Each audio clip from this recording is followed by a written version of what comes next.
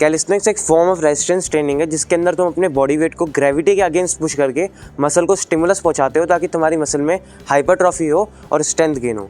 ये exactly gym जैसा ही है। जब तुम जिम जाते हो तब तुम एक्सटर्नल वेट में पड़ रही ग्रेविटी को पुश करते हो।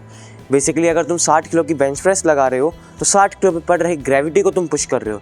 वेरेज अगर तुम्हारा वजन 60 किलो है तो तुम तुम्हारे वेट पे पड़ रही ग्रेविटी को पुश कर रहे हो पुशअप करते वक्त। कैलिस्थेनिक्स का सबसे बड़ा फ़ायदा यह है कि तुम इसे मिनिमल इक्विपमेंट या फिर कभी कभार तो कोई भी इक्विपमेंट के बिना ट्रेन कर सकते हो। तुम्हें मोस्ट ऑफ द टाइम कुछ चाहिए तो वह एक लटकने की जगह, एक फ्लोर और एक माइंडसेट, क्रिएटिव माइंडसेट जो हर जगह ये ढूंढे कि बोले मैं कहाँ पे कौन सी एक्सरसाइज कर सकता हूँ। अब मैं तुम्हें कैलिस्थेनिक्स के मूवमेंट बताने वाला हूँ। सारी कैलिस्थेनिक्स की एक्सरसाइज केवल इन्हीं 5 मूवमेंट से बनी होती है। तो जब तुम खुद का रूटीन बनाओगे या फिर मैं जब तुम्हें कोई रूटीन दूंगा या फिर तुम किसी का भी रूटीन देखोगे तो तुम्हें आसानी होगी ये जानने में कि कौन सी एक्सरसाइज कौन से डे करनी चाहिए या फिर कौन सी एक्सरसाइज कौन से मूवमेंट में आती है। पहला मूवमेंट है पुश मूवमेंट। पुश नाम सुनते ही तुम समझ गए होंगे। एक्सरसाइजेज जैसे पुशअप्स, डिप्स, ये सब इस कैटेगरी के अंदर आती है। इसके अंदर जो मसल ग्रुप यूज़ होती है वो है चेस्ट, ट्राइसेप और शोल्डर। दूसरा मूवमेंट है पुल मूवमेंट। पुल नाम सुनते ही पुलअप्स, चिनअप्स दिमाग में आता है।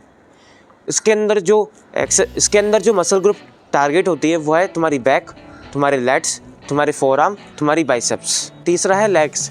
लेग्स के अंदर तुम्हारे हैमस्ट्रिंग, तुम्हारे कोर्स, तुम्हारे ग्लूट्स और तुम्हारी काफ्स आते हैं। इनको ट्रेन करने के लिए तुम स्क्वाट्स लगा सकते हो, लंजेस लगा सकते हो, काफ रेसेस लगा सकते हो, नॉर्डिक कर्ल्स लगा सकते हो। इसके बाद आता है कोर की मूवमेंट। कोर की एक्सरसाइज जैसे सिटअप्स, क्रंचेस, होलो बॉडी होल्ड, ये सब इस कैटेगरी के अंदर आती है। और लास्ट में आता है स्टैटिक होल्ड और आइसोमेट्रिक होल्ड। कैलिस्थेनिक्स स्किल्स जैसे प्लांच, फ्रंट लीवर इसी कैटेगरी के अंदर आते हैं। इसके अंदर तुम अपने बॉडी वेट को एक लेवरेज पे होल्ड करते हो और तुम्हारी मसल्स यूज़ होती है अपनी बॉडी को स्टेबलाइज करने के लिए और इस एंगल को होल्ड करने के लिए। बेसिकली स्किल्स जैसे प्लांच, फ्रंट लीवर और बेसिक स्किल्स जैसे प्लैंक, होलो बॉडी होल्ड, ये सब इस कैटेगरी के अंदर आते हैं।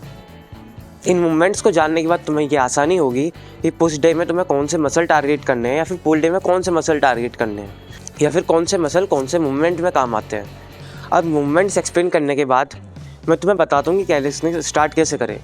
तो मैं कुछ नहीं करना, अपना